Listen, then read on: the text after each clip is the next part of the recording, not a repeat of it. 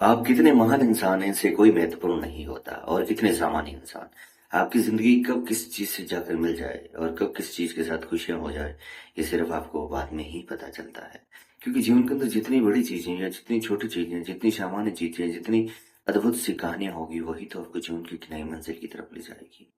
यही तो एक कहानी है। एक बड़े से मनुष्य ने रुक करके एक छोटी सी बनी हुई बैलगाड़ी को देखा और उसके पास रुका। उसका नाम था सचिन तेंदुलकर और उसने उसे प्रोत्साहन किया कि जीवन के अंदर जब जब खुशियां ढूंढना चाहोगे ना तुम अपने अंदर, तुम हर उस छोटी चीज के अंदर खुशियां ढूंढ सकते हो। और नाकामियां और नादानियां ढूंढना पाओगे ना, तो बड़ी से बड़ी चीज के अंदर ही तुम्हें नादानियां मिलेगी। इसलिए जीवन के अंदर खुशियां ढूंढने की कोशिश कीजिए। जो जो जीवन के अंदर खुश रहा है, वो जीवन के अंदर एक नई दिशा के साथ परिवर्तन हुआ है।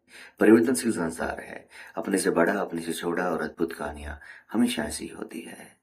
हमेशा अपने ऊपर वर्क करें। संसार चलता रहेगा, बिगड़ता रहेगा, बनती हुई कहानियां एक बार फिर आपके सामने प्रस्तुत